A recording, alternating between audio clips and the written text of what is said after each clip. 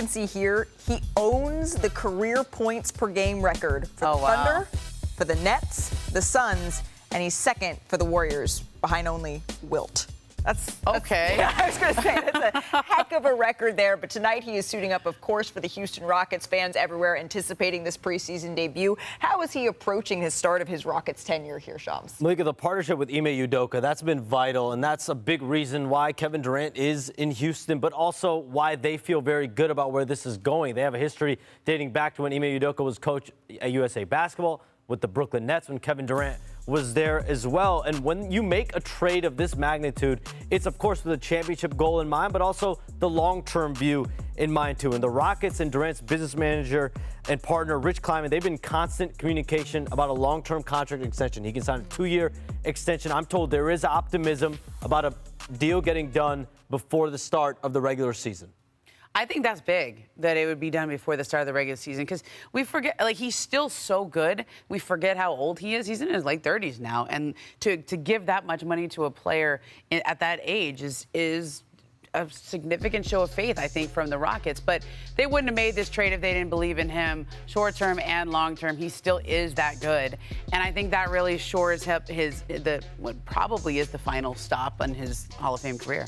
I think Game 7 against Golden State exposed they needed a closer. Yeah. And they went out and got probably the best closer in the NBA. That go-to offense. And Kevin Durant, despite his age, is one of the top 10 players still. Yeah. And unless he's off the court, he is going to have a significant impact on this Houston team. There is no doubt that this Houston team is really well positioned in a Western Conference that we all have talked about how incredibly tough it is. Unfortunately, one hit that this team took some wind out of their sails for the Rockets this summer was the loss, of course, of Fred VanVleet, who had that ACL tear. And some fans, they have pointed to one of KD's former teammates maybe as filling that void. Have you guys heard this? Fans have been asking about, what about Russell Westbrook? Doesn't he not have a team? Maybe a possible solution? And KD was asked about that possibility in an interview on Kay Adams' show. But I haven't really heard it outside of like fans on the internet. Yeah, Russ is a legend, and I think he deserves to be in the NBA right now, and I think he deserves to walk out of the NBA on his terms. So yeah, that'll be dope. But it's not my decision. It's not my decision. Leaving that up to whoever makes those decisions for now. All right, Bobby. So KD says he thinks it would be dope, but he's leaving it up to the decision makers. So on the scale of KD says it's dope to nope, not happening. How about that? Where does the Russ and KD reunion? You know who the decision maker is? Your favorite 2 words. First apron. When you look at where Houston is right now, they do have an open roster spot, but they're $1.3 million below the first apron. You cannot sign a player until January 8th. So a Durant-Westbrook reunion would have to wait until after Christmas here. Okay, so for right now, pump the brakes. All right, pump the brakes for now. Maybe we would see Russ sign to another team before then, but if there was a reunion happening here, as we thought we would just show you some of what that connection could look like, right? Remember the times that we saw with these two in OKC.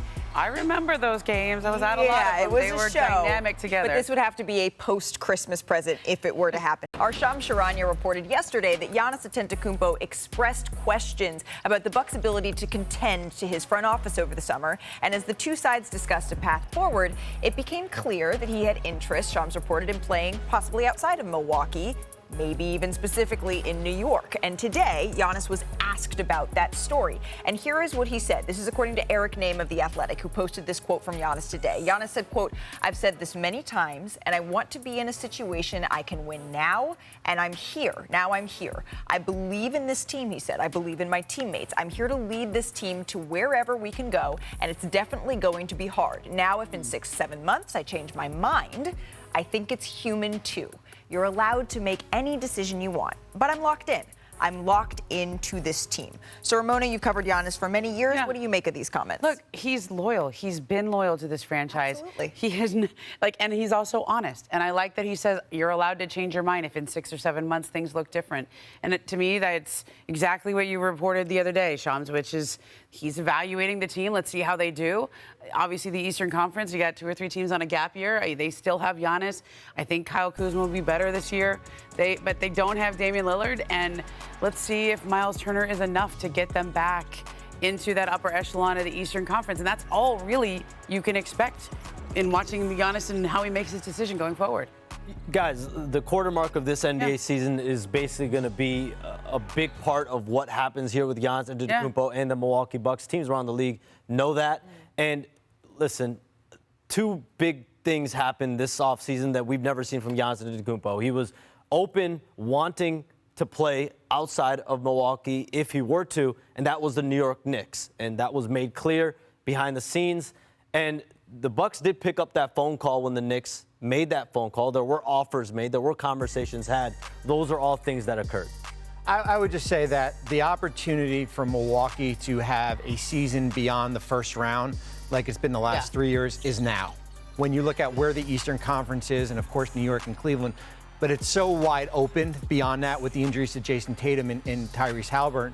And if it's not now, when is it going to be? And if I'm Giannis, and if we're losing in the first round again, of course you're going to want to look at options outside of staying in Milwaukee. But as Sham said, the first quarter of the season is going to be paramount here as far as how good of a start this team can get off to. So what are you looking at? If you're a Bucks fan who's listening to this and saying, yeah, I understand that. I would want Giannis to want to win as well. What would be a successful first quarter mark if you're a fan wanting to see this play out? You're not playing from the back. We saw last year Milwaukee was playing from the back for most of the first 20, 25 games. They were waiting for Chris Middleton to come back here. If you're up there as far as one of these top 3 or 4 teams, you're not a play-in team.